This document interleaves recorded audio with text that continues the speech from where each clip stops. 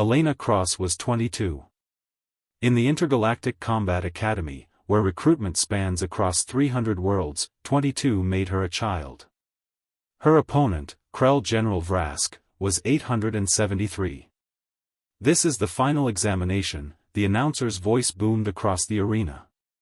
"Cadets must survive 60 minutes in combat. Victory requires opponent surrender or incapacitation. Begin." The crowd roared. Thousands of alien species had gathered in the observation deck: Vrexians, Vortax, Quillians, beings whose names humans still struggled to pronounce. They'd come to watch the humans get humiliated again. Humanity's first interstellar recruits had yet to win a single arena match. Sarah stood 5'8".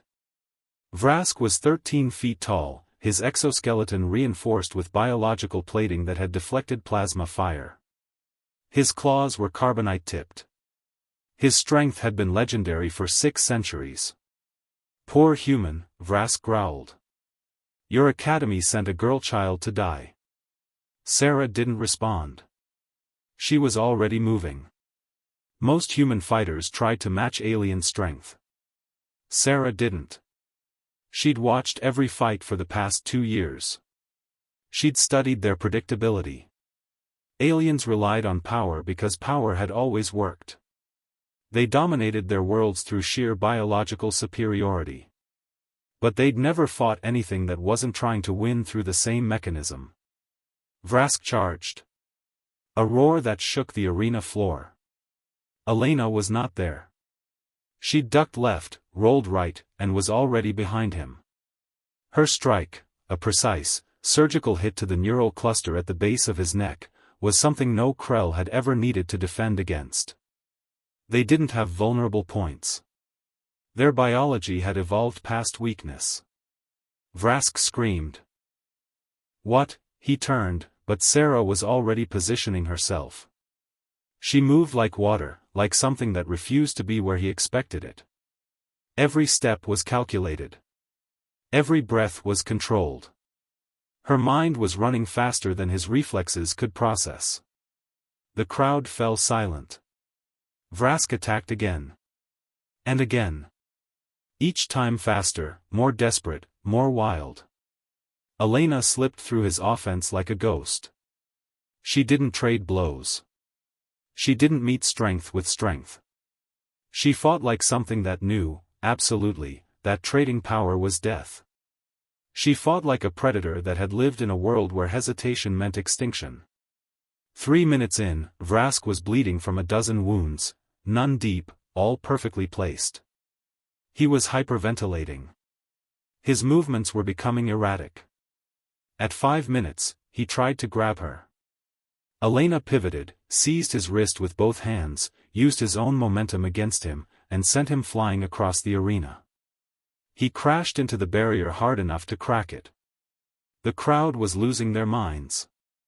Vrask stood, furious and frightened. "How is this possible? You're so small.